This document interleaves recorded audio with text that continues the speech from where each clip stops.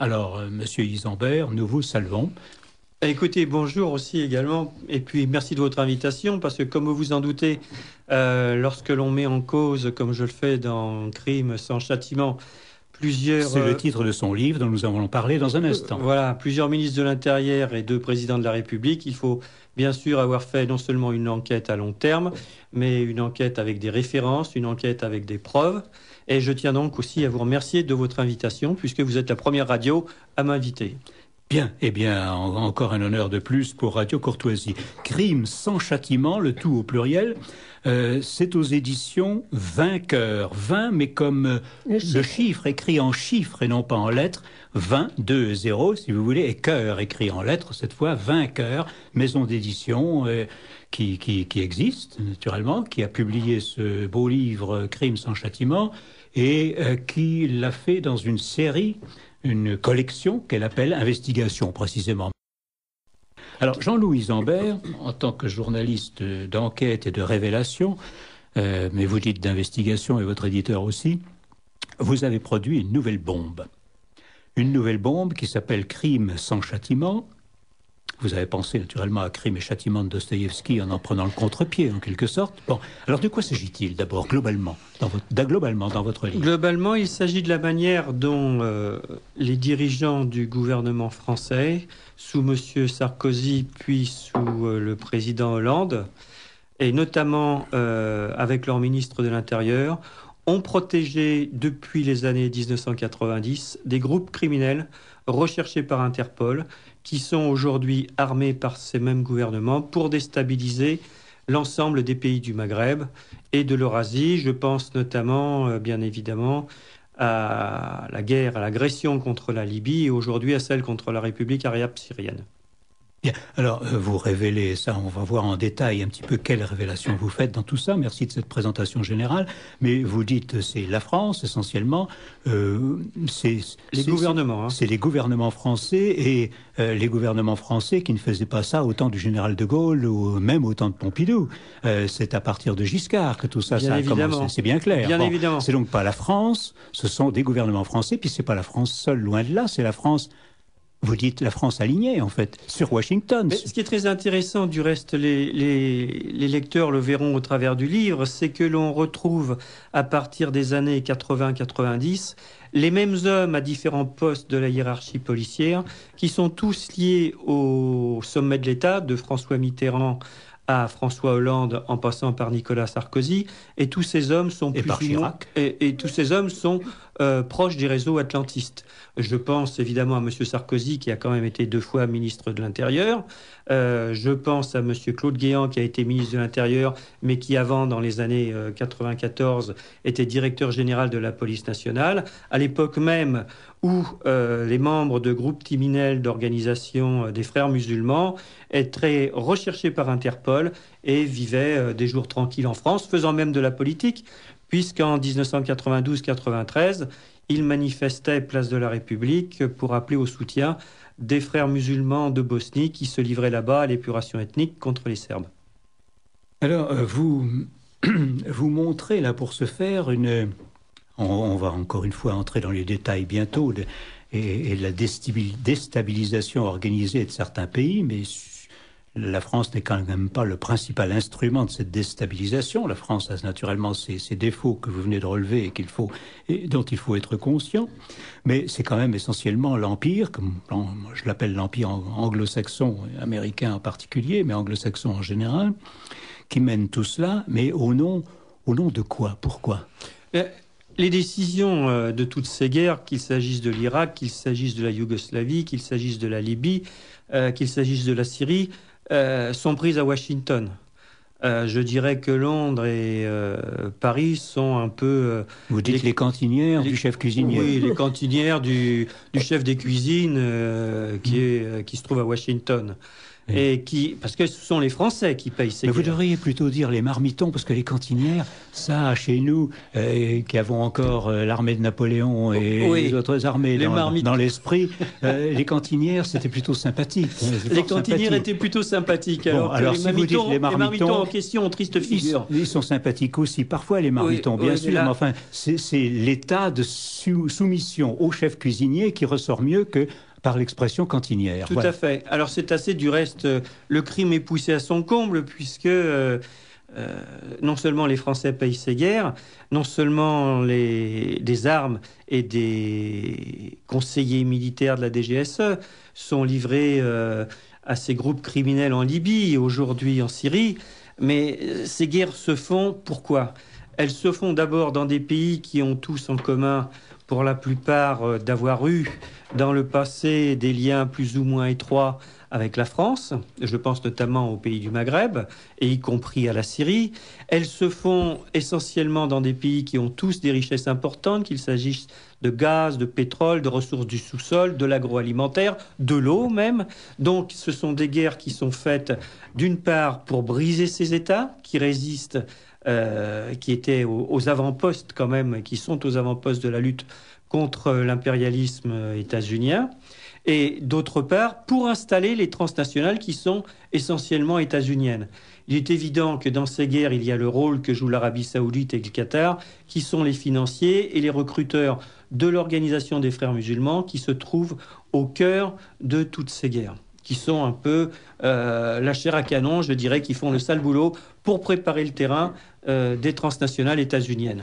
Il est certain que ces guerres-là, pour ne parler que des régions dans lesquelles elles font rage à l'heure actuelle, mais il y en a d'autres dans le monde, elles ne concernent pas le Burkina Faso. Enfin, je veux dire, elles ne s'attaquent pas, en tout cas, au Burkina Faso, qui est l'un des pays les plus enclavés de l'Afrique, les plus dépourvus de ressources minières, encore moins que le Mali. Le Mali a au moins un peu d'or et d'autres choses, peut-être du pétrole.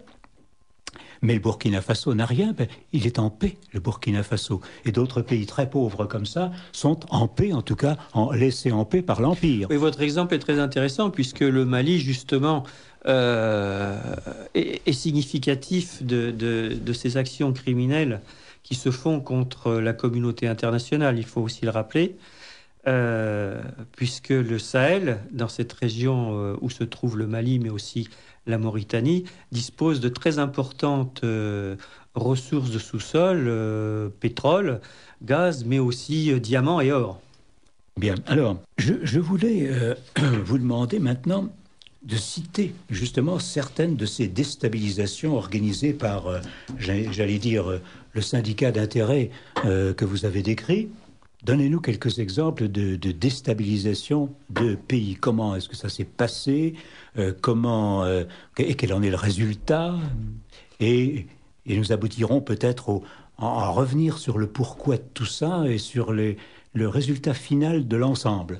Alors, par exemple, je vais prendre l'exemple de la Tunisie. On a parlé beaucoup du printemps tunisien. Pourquoi la Tunisie ? Je prends cet exemple parce qu'une des filières que je remonte en France à partir des années 92 jusqu'aux années 2012 est une filière des membres du parti Ennahda, des frères musulmans tunisiens, donc.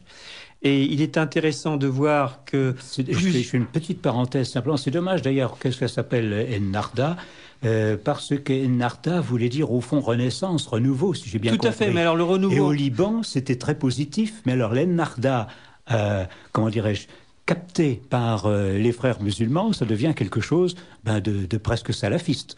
Tout à fait, mais il faut savoir qu'avant, Ennahda s'appelait Mouvement de la tendance islamiste et qu'il a changé de nom pratiquement 2 ans et demi, 3 ans après avoir commis des attentats terribles dans les années 85-86 sur la place de Paris.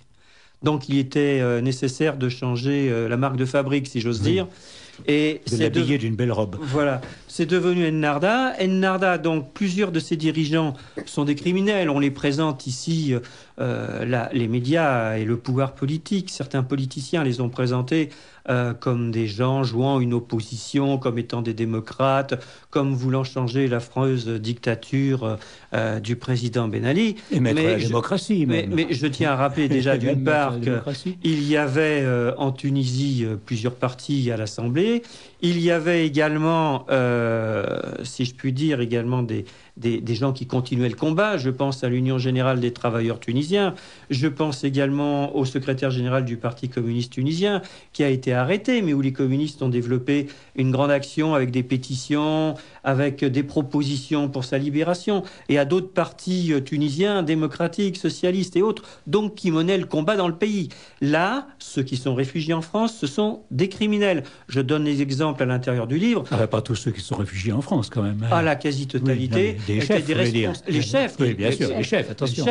Les chefs qui sont liés, du reste, dans les dossiers d'Interpol qui les concernent sont très clairs.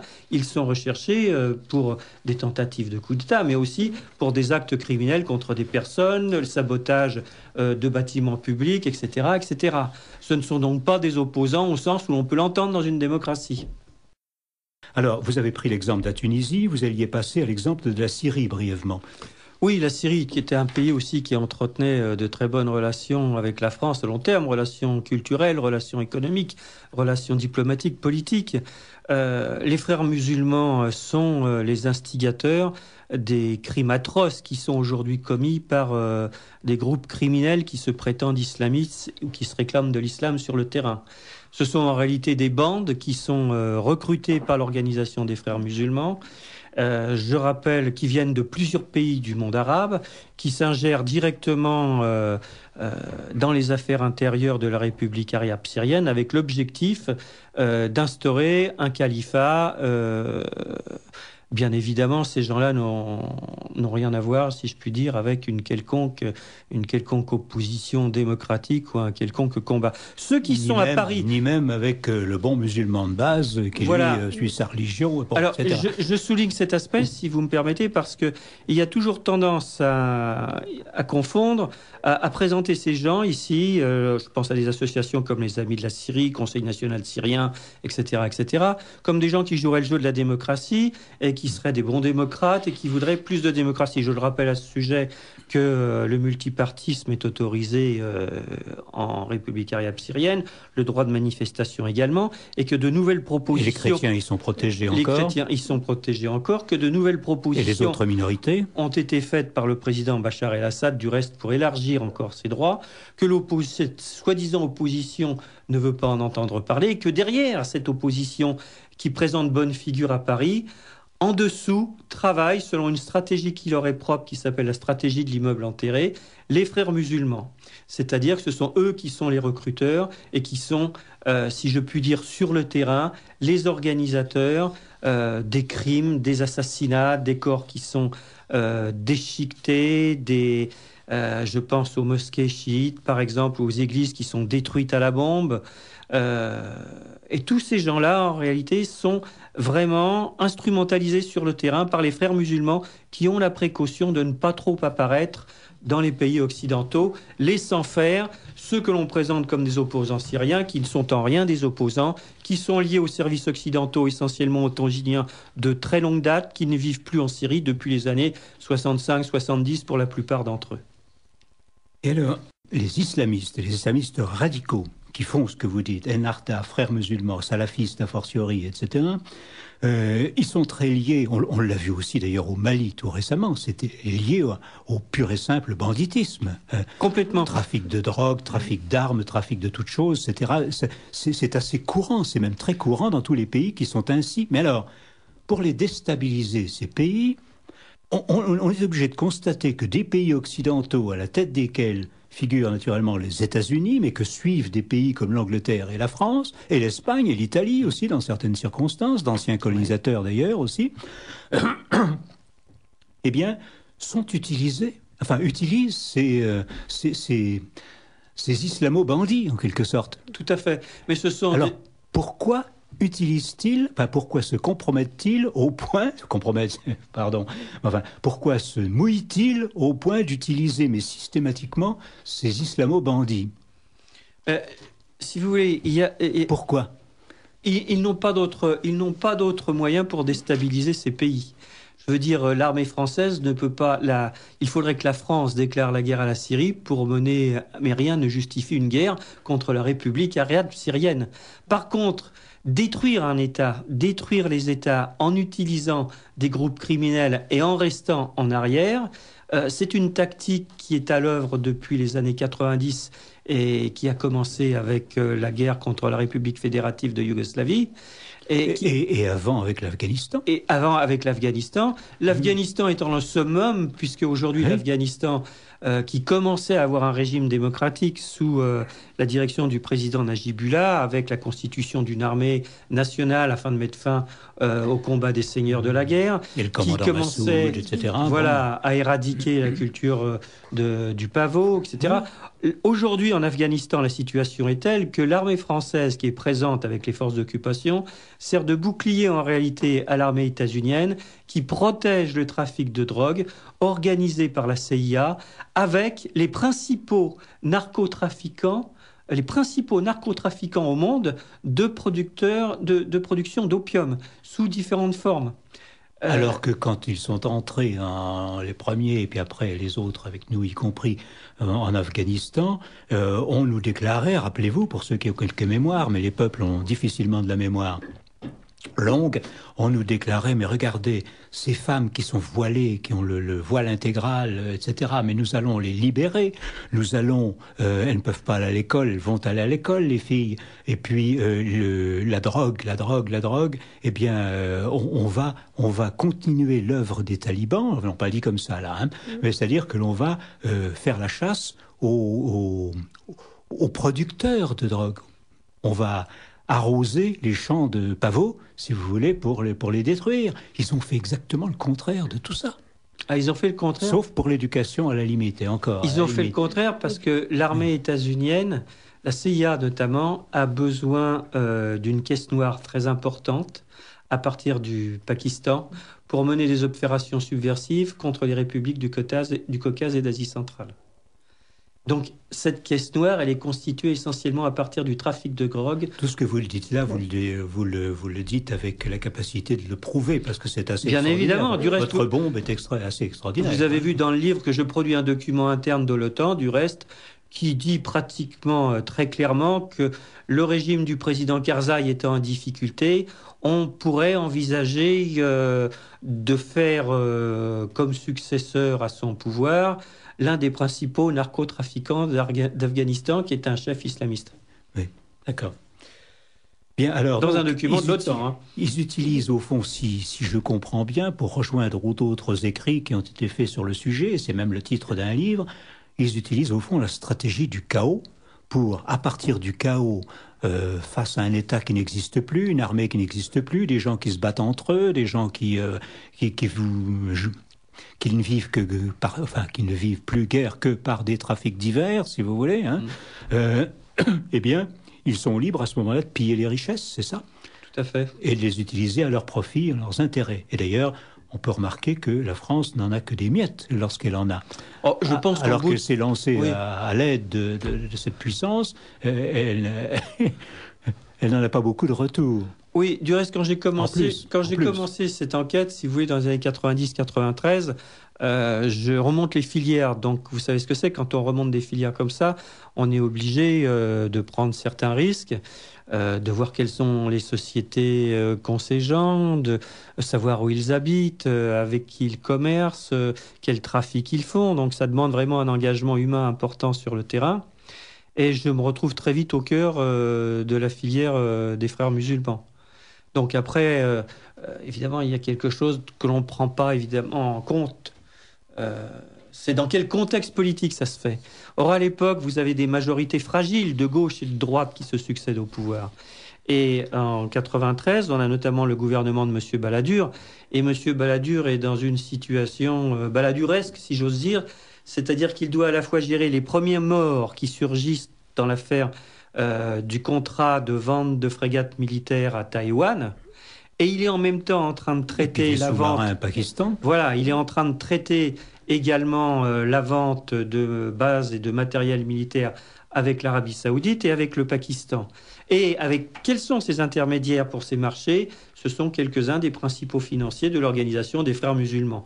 Donc vous imaginez bien qu'un journal français ne va pas publier un reportage d'un journaliste mettant en cause la présence en France de criminels de l'Organisation des Frères musulmans à un moment où le gouvernement a comme interlocuteur quelques-uns des principaux financiers de la même Organisation des Frères musulmans. Ça ferait désordre et ils ont besoin d'écarter, de planquer les contrats d'armement, si j'ose dire, et de virer le journaliste des salles de rédaction pour pouvoir poursuivre leur mélodie en sous-sol. Vous écoutez Radio Courtoisie, le livre du jour Le Français en partage, dirigé par Albert Salon, assisté de Lydie Cassarin-Grand. Nous recevons Jean-Loup Isambert, journaliste d'enquête, essayiste, auteur de l'ouvrage Crime sans châtiment, qui paraît aux éditions 20, comme le chiffre 20, cœur, vainqueur. Alors donc, pour vous le procurer, www.vainqueur.fr, où c'est vendu également sous forme papier dans certaines librairies, mais sur commande, et aussi audio et numérique. Alors les pays qui sont ainsi déstabilisés, il se trouve qu'il y en a beaucoup qui sont, enfin il y en a la plupart même, on peut dire, qui sont soit, alors non pas vraiment francophones, dans ces régions, il n'y a pas de pays vraiment, même en Afrique, il n'y a pas de pays complètement francophone, c'est bien évident, mais qui sont en tout cas francisants, où le français a une place considérable, où l'influence de la France, où la culture française, où des intérêts autres aussi, économiques naturellement et politiques de la France, sont fortement présents. Alors le résultat pour nous, de tout ça, pour nous, Français, alors même que nous avions sous De Gaulle et même encore sous Pompidou une politique qui servait nos intérêts, il faut bien le dire, et spirituels et matériels, bon, et intellectuels et culturels et linguistiques. Là, à partir de Giscard, on s'est mis avec cet alignement sur les États-Unis et sur la superpuissance ou sur la superclasse mondiale, on s'est mis, comment dire, à lutter contre nos propres intérêts. Complètement, parce que les dirigeants français n'ont visiblement pas compris encore que pour les États-Unis, les seuls intérêts qui comptent, ce sont les leurs. Il y a du reste des documents très précis aux États-Unis qui disent, il y a des textes qui disent que si il faut y compris mener la guerre contre des alliés des États-Unis, il ne faut pas hésiter. La seule chose qui compte, ce sont les intérêts des États-Unis, du gouvernement des États-Unis, qui est représentant des transnationales états-uniennes. Je pense que si les choses continuent comme ça, la France aura en bout de course le droit de vendre du saucisson pur porc au Qatar. Parce que ce qu'on constate dans ces guerres, c'est que la France finance pour partie les guerres que les États-Unis ne peuvent plus financer seuls en raison de leur crise économique très grave. Ils sont surendettés et ne peuvent plus rembourser l'endettement public qu'ils ont. Ils ont donc besoin du soutien financier et militaire de pays occidentaux. Et il y a des choses intéressantes quand même à constater, c'est qu'ils n'arrivent pas à entraîner tous les pays occidentaux dans leur sillage. Et ils sont obligés de se rabattre sur les dictatures pétro-religieuses du Golfe Persique, que sont l'Arabie Saoudite et le Qatar. Donc, au bout du compte, les intérêts français, là-dedans, ils disparaissent petit à petit. Pourquoi ? Parce que nous sommes dans un système, ce que j'explique aussi dans le livre, vous avez pu le voir, c'est que les liens de sang entre des dirigeants politiques de l'État français et des groupes criminels islamistes se resserrent au fur et à mesure que la crise monte en puissance. C'est-à-dire que plus la crise économique, financière et politique s'aggrave, plus on sent la nécessité pour les États-Unis de recourir à la violence. Ce système ne connaît plus que la violence. Il a besoin de se déchaîner. C'est un peu le sursaut d'une bête blessée qui est en train de mourir. C'est ça, les États-Unis. En tout cas, qui perd son hégémonie, bien sûr. Voilà. On se tue à dire à cette antenne qu'ils sont en train de s'écrouler depuis quelque temps, mais que ça va durer encore, parce qu'ils ont encore de la ressource pour quelques années, au moins. Voilà, mais si vous voulez, face à cette situation, les États-Unis, bon, ils laisseront la place à la France pour construire ici une petite base militaire, etc. Mais la présence française, qu'il s'agisse de la langue, qu'il s'agisse de la culture française, elle disparaît dans toutes ces guerres. On voit bien du reste que les groupes criminels que le président Hollande aujourd'hui veut armer, comme M. Sarkozy hier a armé d'autres groupes criminels en Libye, ne s'embarrassent pas de complexes. Tout ce qui n'est pas pour eux, qui ne reflète pas ce qu'ils pensent ou la manière dont ils interprètent la religion musulmane, doit disparaître. Les mosquées chiites, les églises sont explosées, sont dynamitées.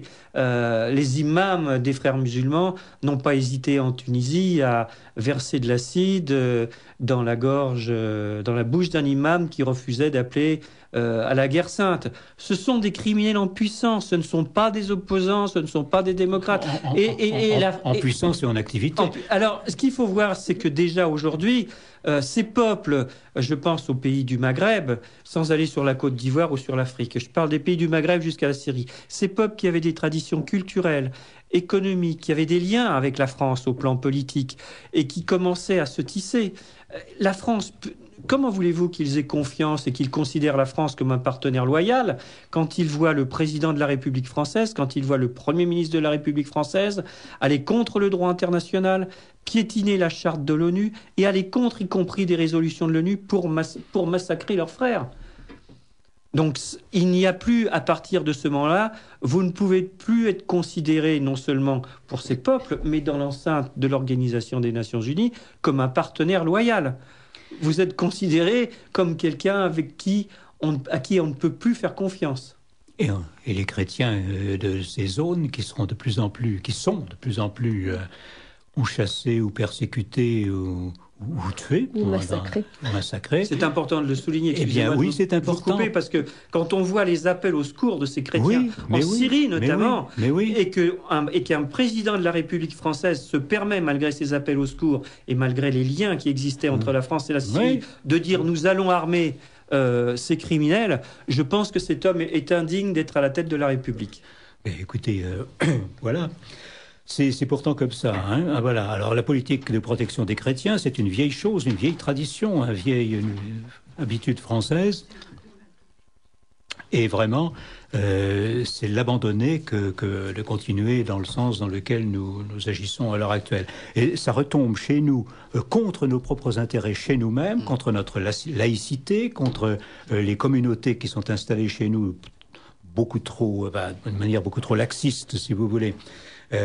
Par une immigration qui est devenue incontrôlée, et sur le plan culturel et linguistique. On l'a bien vu. Alors en conclusion, parce qu'il faut conclure, eh bien, la stratégie du chaos que mène l'Occident, malheureusement, y compris la France, alors que je me tue à dire qu'il ne faut pas confondre la France avec l'Occident américain, l'Occident anglo-saxon, en tout cas, mène avec... La France vassale est là, c'est l'Angleterre vassale à ses côtés, mais l'Angleterre est plus anglo-saxonne quand même. Eh bien, pour servir les intérêts du monde anglo-saxon et de la superclasse mondiale, cette stratégie du chaos a porté de très grands fruits, et des grands fruits dans sa perspective, pour servir les intérêts de ce syndicat d'intérêts qu'on vient de décrire. Eh bien, cette stratégie du chaos a porté de très beaux fruits de leur point de vue. Beaucoup d'États sont déstabilisés et l'un des principaux dindons de la farce en la matière, en dehors des populations même, les premières concernées naturellement, et de ces pauvres peuples que l'on martyrise de plus en plus, eh bien, c'est nous, les Français. Alors qu'on a eu la bêtise, depuis 40 ans bientôt, de prêter la main à ça. Alors, chers auditeurs, il va falloir protester contre tout ça. Je voudrais réinsister sur le fait que nos intérêts fondamentaux en souffrent et que chez nous-mêmes, c'est le cas, parce que ça finit par affecter la France dans son unité, dans sa cohésion sociale, en soulevant des milieux en son sein, divers milieux, en soulevant même, pourquoi ne pourrait-on pas y songer, les États-Unis et l'Allemagne, mais les États-Unis par le biais de l'Europe, de l'Union européenne, déstabilisent la France par ses communautés et par ses régions, en attisant le régionalisme. Et l'Allemagne le fait aussi d'ailleurs de son côté, je l'ai souligné déjà à quelques reprises. Bon.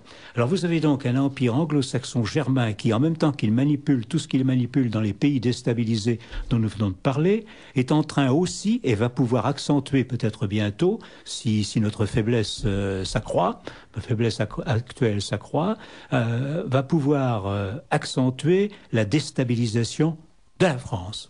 Tout à fait. Il ne faut pas oublier à ce sujet que la France fut la première république universelle et qu'à l'époque, au lendemain de cette première république, s'est mis en place une sainte alliance qui regroupait l'Empire russe, l'Empire germanique et l'Empire anglo-saxon notamment, avec l'objectif d'étouffer tous les mouvements révolutionnaires républicains qui pourraient naître quelque part en Europe. Et nous assistons aujourd'hui à ce que j'appelle cette nouvelle sainte alliance entre Washington, Londres et Paris. Oui, exactement. Exactement. Mes chers auditeurs, il va falloir maintenant peut-être que j'ai le temps de poser cette question d'une auditrice de Radio Courtoisie. Elle demande à notre invité, Monsieur Jean-Louis Isambert, ne craignez-vous pas que votre livre reçoive les mêmes attaques que le livre de Monsieur Oberton, La France orange mécanique? Vous savez, je répondrai à cette auditrice que je remercie de son attention par une phrase du général de Gaulle qui disait « Que l'on soit pour ou qu'on soit contre, l'essentiel c'est qu'on en parle ». Bien. Et je remercie bien sûr notre invité, Jean-Louis Isambert, qui nous a dit des choses vraiment très intéressantes sur son livre qui est une véritable petite bombe. Merci messieurs. C'est moi qui vous remercie.